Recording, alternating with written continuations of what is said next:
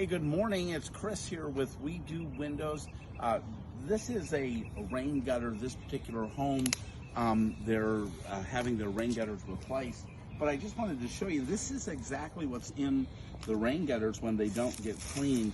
You're going to see just a lot of mud and leaves. You guys see all that dirt that's in there?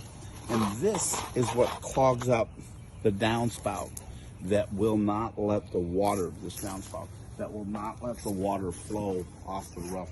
And this is why it's important to have your gutters cleaned up. You can see all of these, just filthy.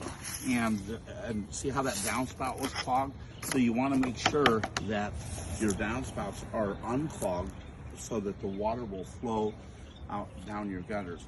So the tip of the day is to make sure that your gutters are clean on an annual or a semi-annual basis.